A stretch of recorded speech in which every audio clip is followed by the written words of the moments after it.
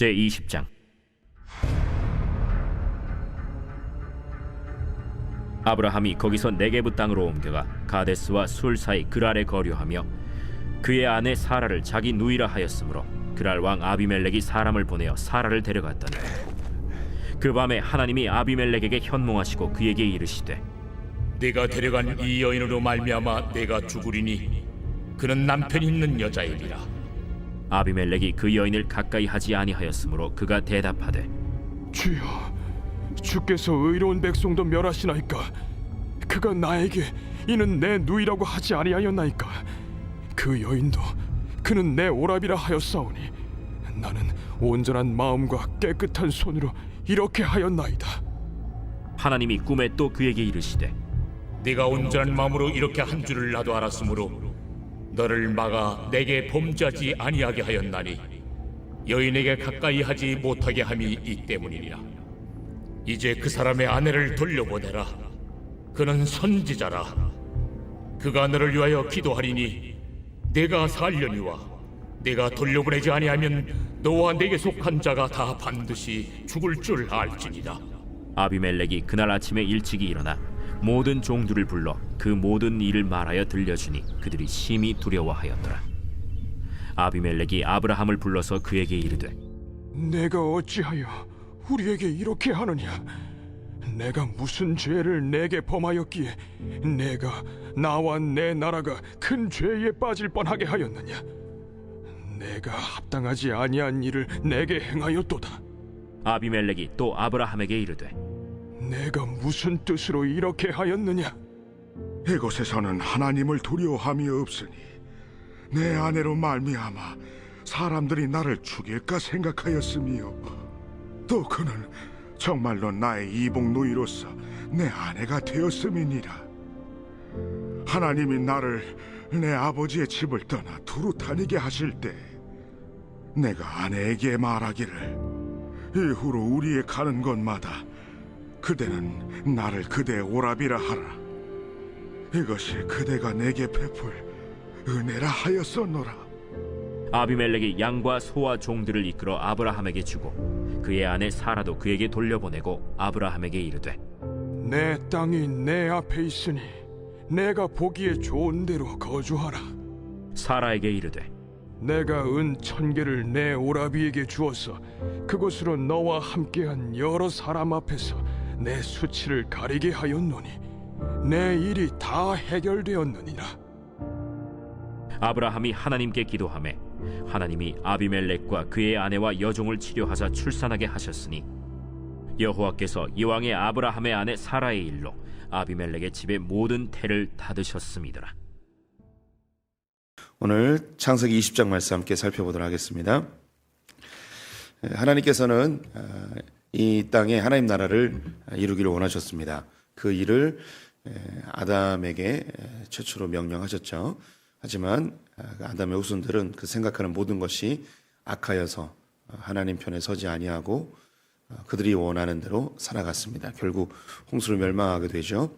노아가 구원을 받았지만 노아의 후손들 역시 바벨탑을 쌓으며 하나님을 대적하는 문화를 만들어 갔습니다. 바벨성을 쌓는 그 도성에서 아브라함을 뜯어내셔서 하나님의 도성을 만드는 곳으로 인도하시며 새로운 하나님의 나라를 세워 가시죠. 이 아브라함은 연약한 존재였습니다. 또 그의 아내 사라 역시 연약한 존재였죠. 그들에게 하나님은 보존하시고 통치하시고 다스리시며 하나님의 나라를 하나님이 직접 만들어 가십니다.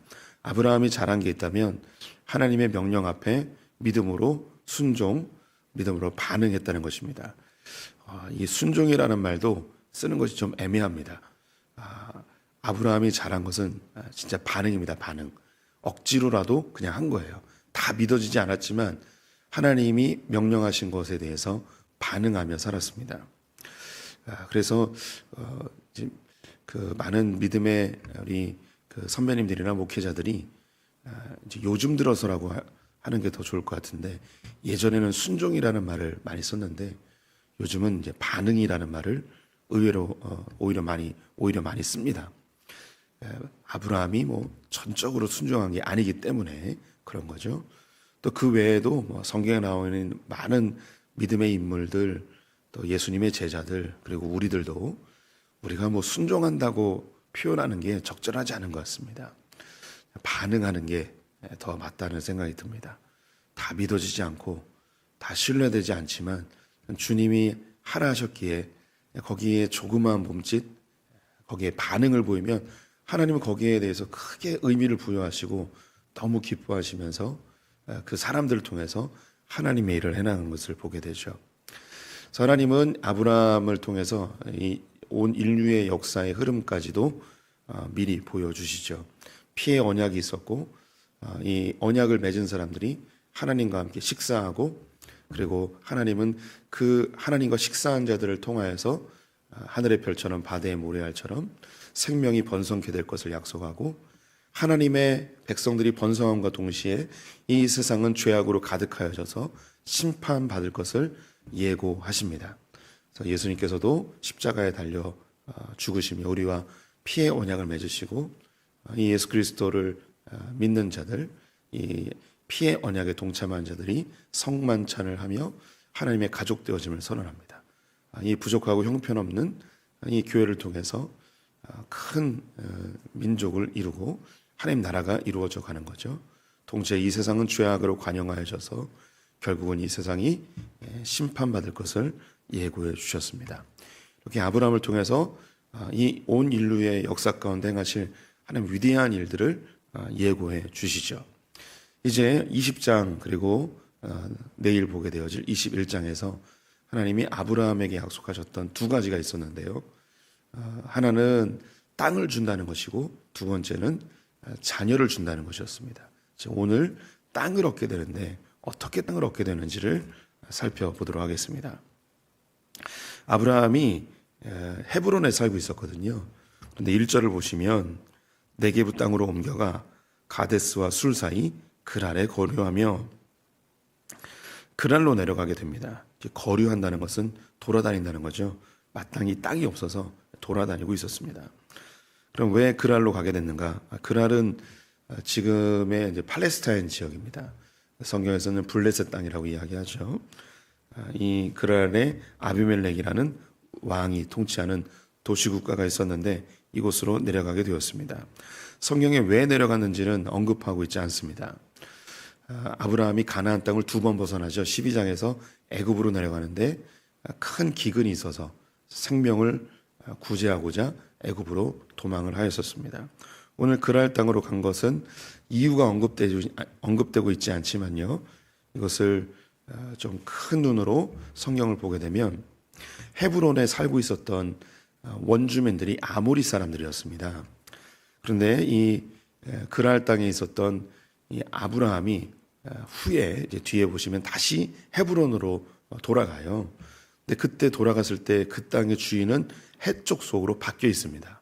아모리 족속에서 헷 족속으로 바뀌어져요. 그럼 이 아모리 족속은 어디로 갔는가?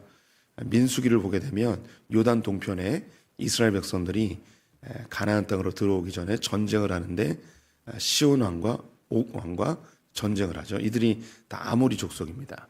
그래서 이들이 요단 동편에 거류하고 있었습니다.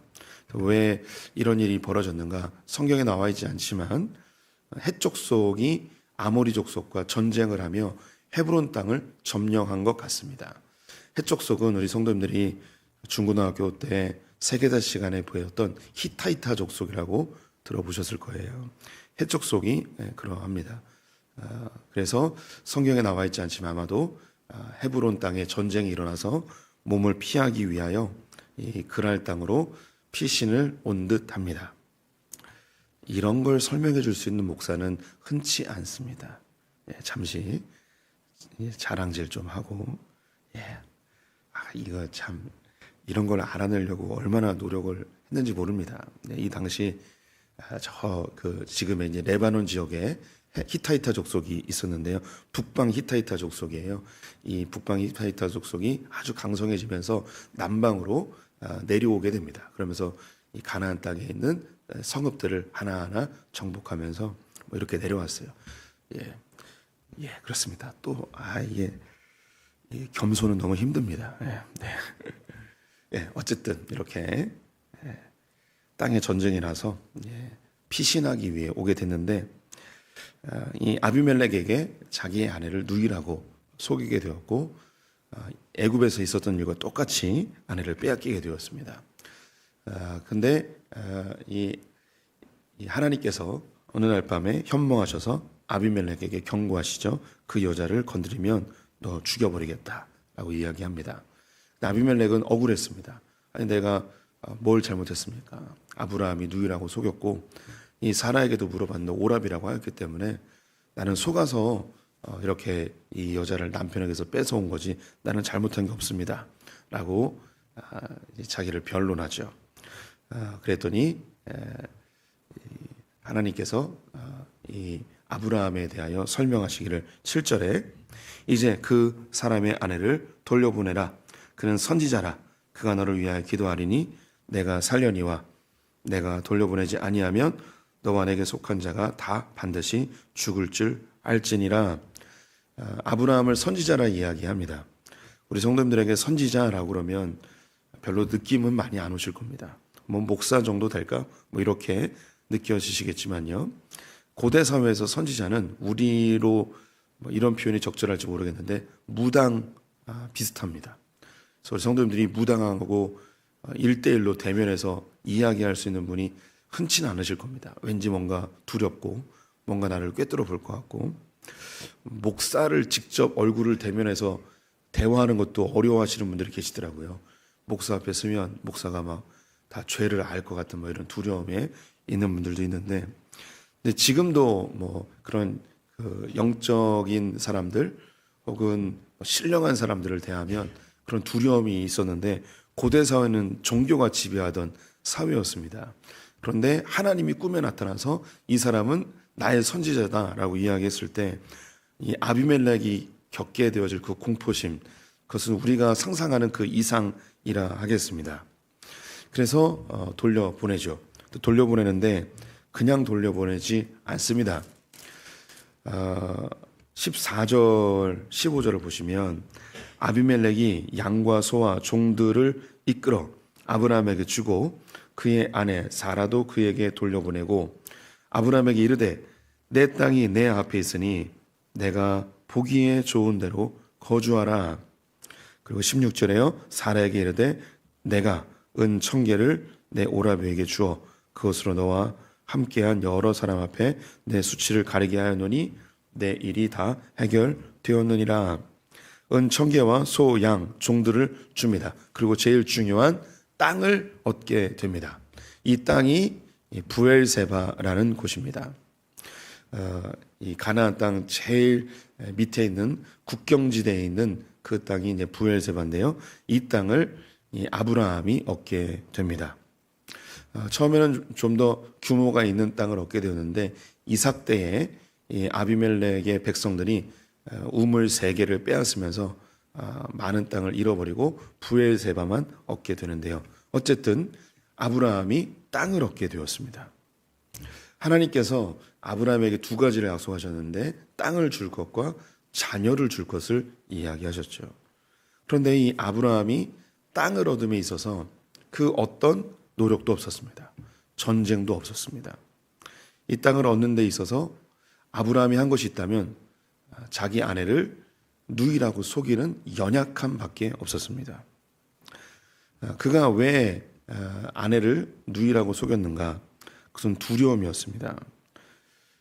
자기가 죽을까 봐 11절을 보시면 아브라함이 이르되 이곳에서는 하나님을 두려움이 없으니 내 아내로 말미암아 사람들이 나를 죽일까 생각하였으며 아브라함이 생각한 것은 자기가 죽을까 봐 두려워서 아내를 누이라고 속인 것, 그의 연약함이죠.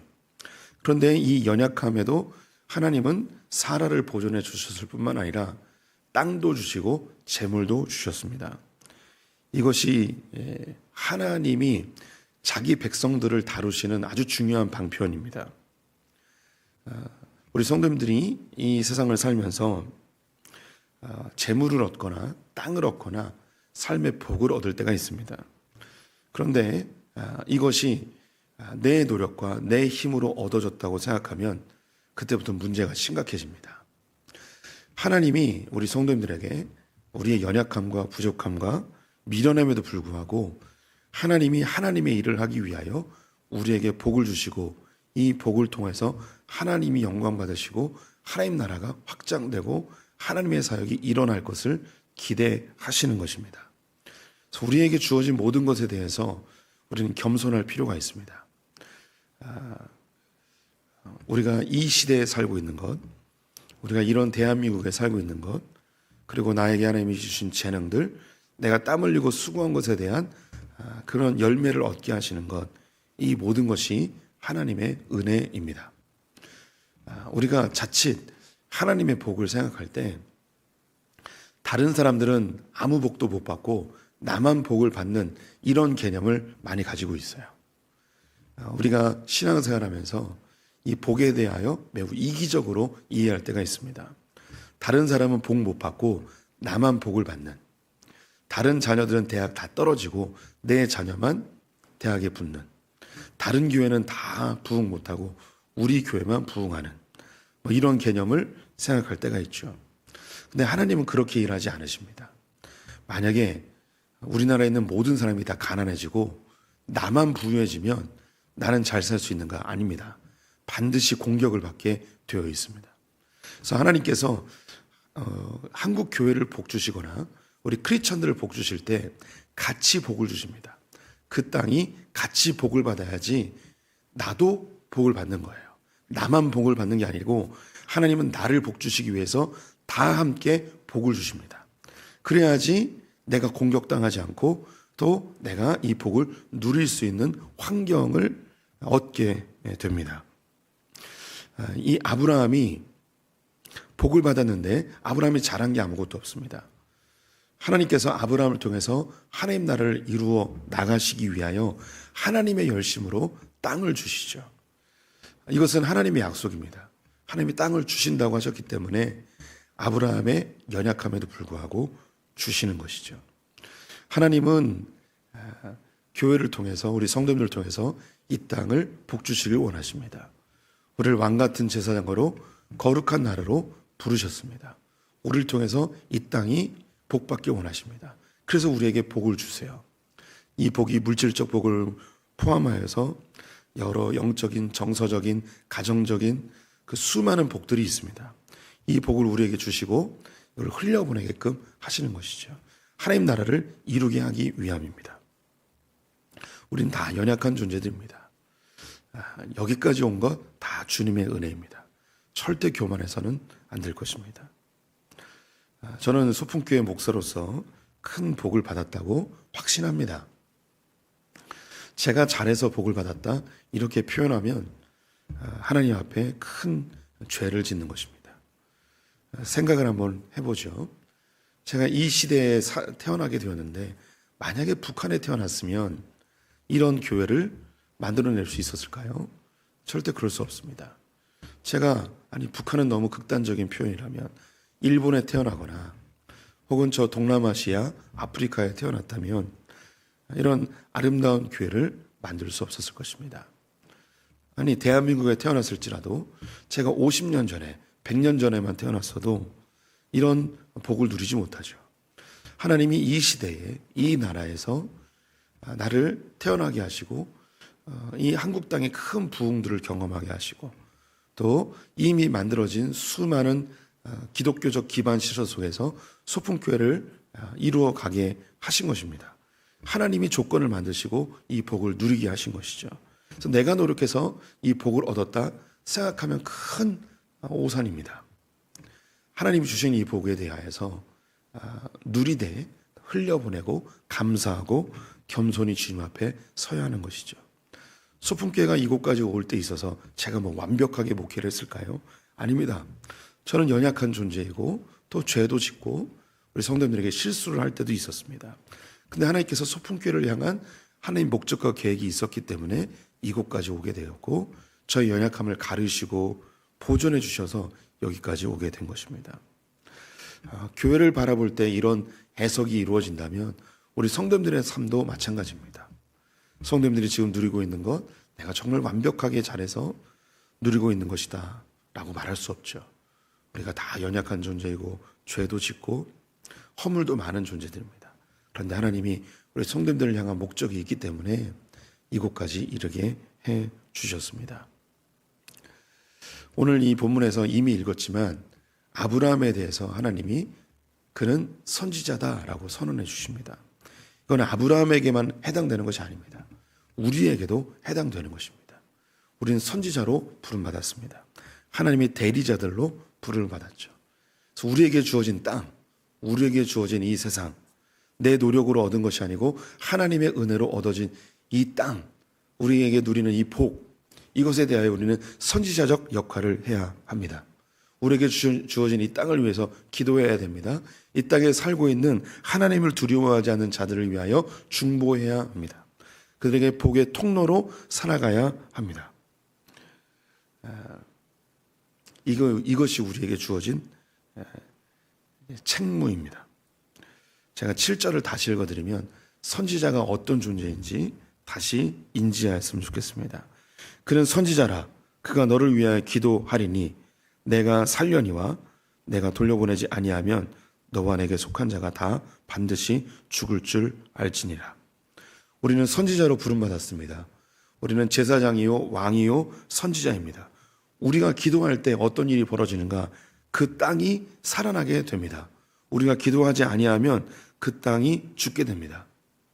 우리는 그런 존재입니다. 이 땅을 살릴 수도 있고 죽일 수도 있는 존재입니다. 우리 성도님들이 이 대한민국을 하나님 앞에 선물로 받았습니다. 이 노년동을 우리가 선물로 받았습니다. 우리 성도님들의 가정을 선물로 받았습니다. 기업을 선물로 받았습니다.